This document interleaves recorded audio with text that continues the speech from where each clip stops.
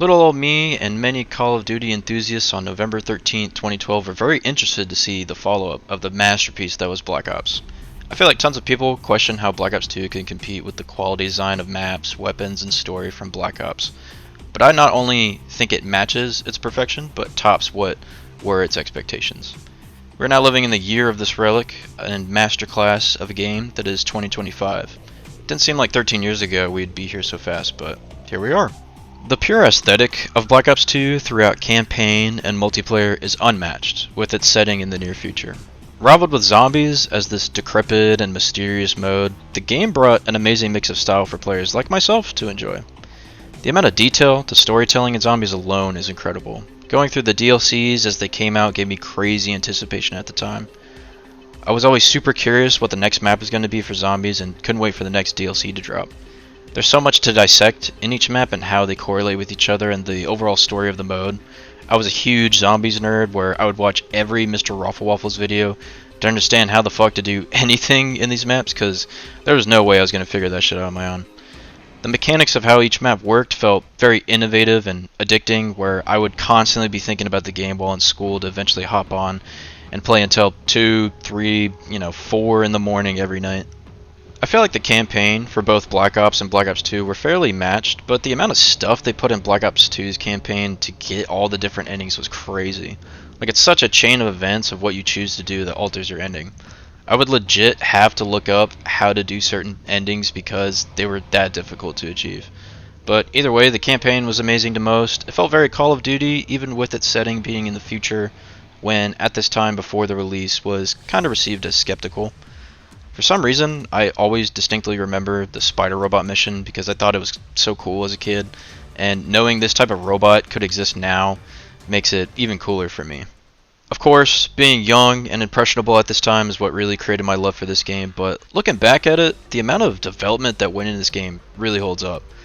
Multiplayer for many of us is where we spent countless hours just sitting in lobbies with friends or arguing between grown adults, but the ability to socialize in multiplayer was well made. Like, the amount of stuff you can do in theater mode and the emblem editor was wild.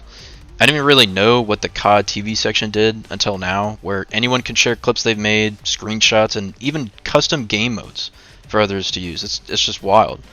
Like, there's a trending page, there's recently uploaded page, and what have you, and people still upload to this day, which is crazy.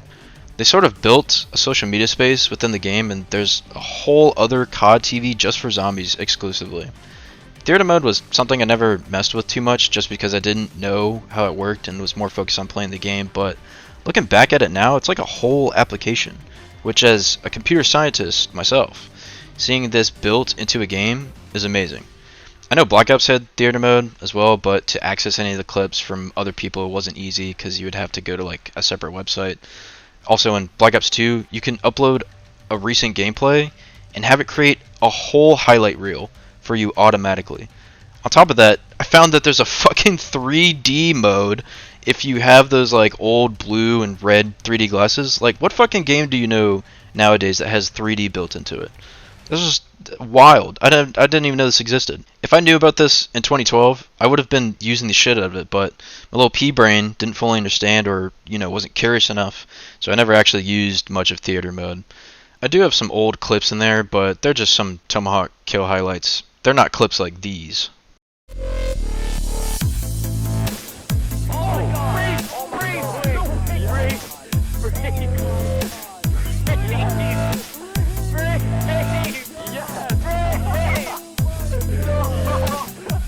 I always thought trickshotting came primarily from Black Ops 2 just because it was so prevalent at the time, and it's what I mainly saw when surfing YouTube content on the game. And I still get hyped for these insane clips, to be honest. Like, I can't imagine the countless hours of trying over and over again before any of these shots hit. The editing also behind many of these videos for this type of content just showed like incredible dedication that I didn't fully appreciate really until now. Because now I can actually understand the amount of work that it takes to edit those videos. Also, do you guys remember leaderboards? I don't know why, like many things in Call of Duty, this wasn't a staple to have in every game moving forward. Like, it's really nice to view everyone's stats in a concise area like this, and also when you're in a lobby and can see everyone's record, the KD, score, whatever.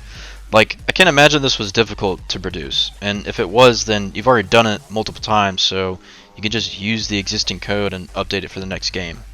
There are plenty of other features throughout Call of Duty that were never brought back, even if they improved the game or quality of life for players. Like, one thing I do miss from Black Ops and other CODs prior is pro perks. I love pro perks. I thought they were really fun to grind for, and a good bit of them felt worth grinding.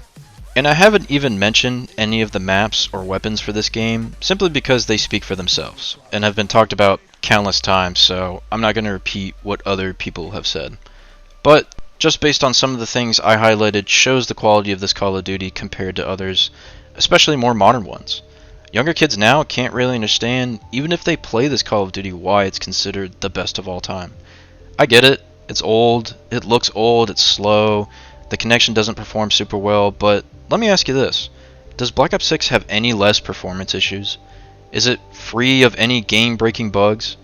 If you say yes, I don't know what type of shit you're on, but I've seen plenty of complaints that are still relative today that were 13 years ago, minus all of the passion, detail, and quality that this one holds.